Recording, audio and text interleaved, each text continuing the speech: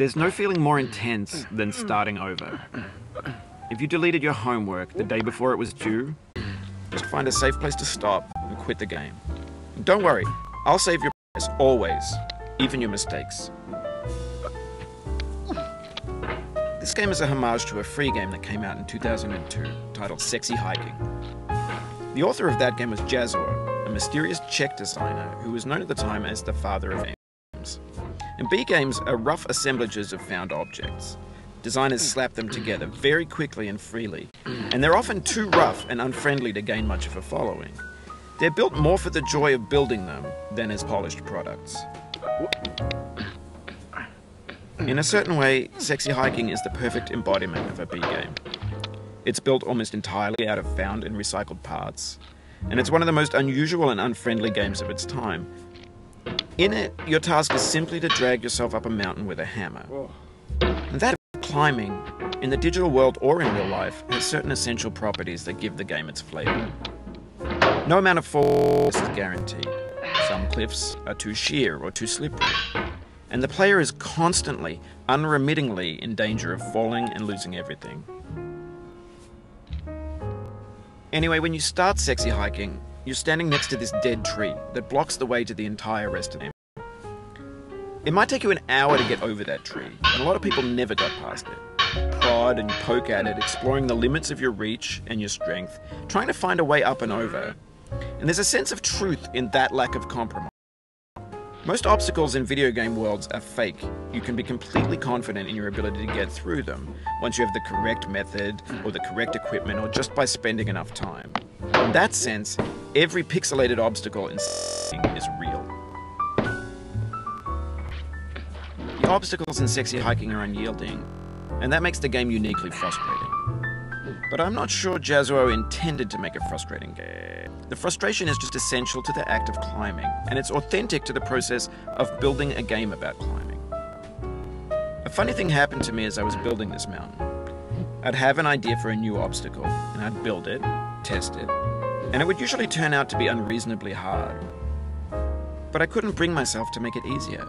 It already felt like my inability to get past the new obstacle was my fault, as a player rather than as a builder. Imaginary mountains build themselves from our efforts to climb them, and it's our repeated attempts to reach the summit that turns those mountains into something real.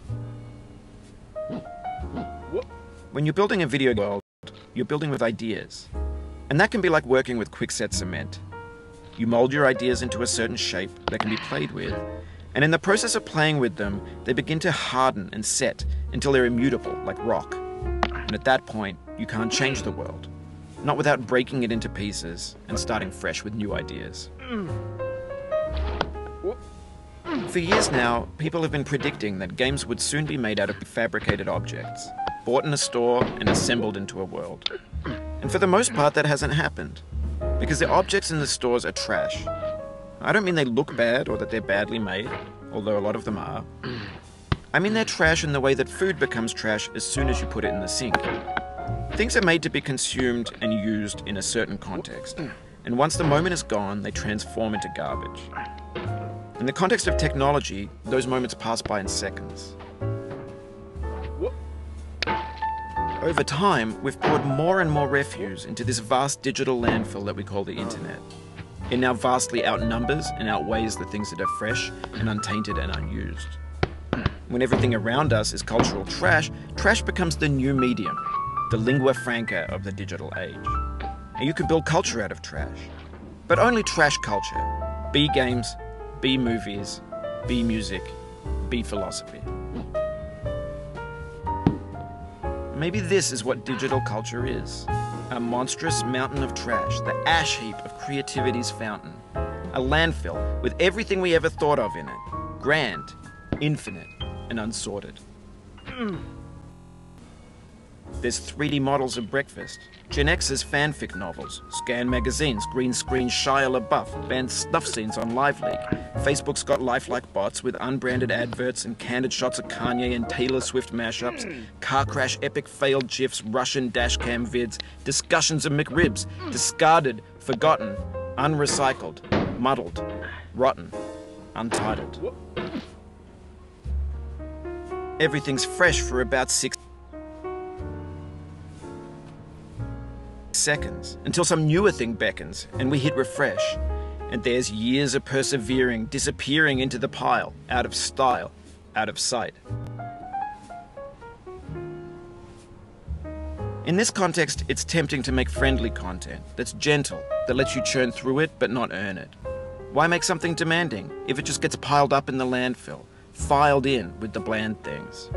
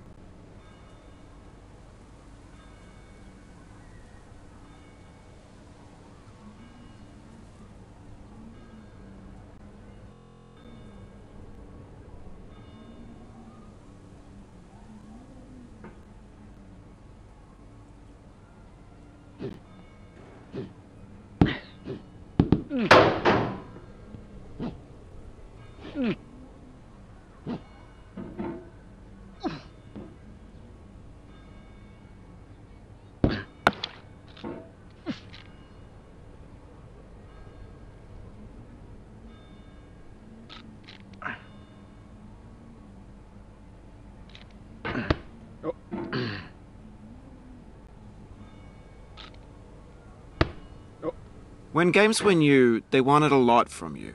Daunting you, taunting you, resetting and delaying you. Players played stoically. Now everyone's turned off by that. They want to burn through it quickly, a quick fix for the fickle, some tricks for the clicks of the feckless. But that's not you, you're an acrobat. You could swallow a baseball bat.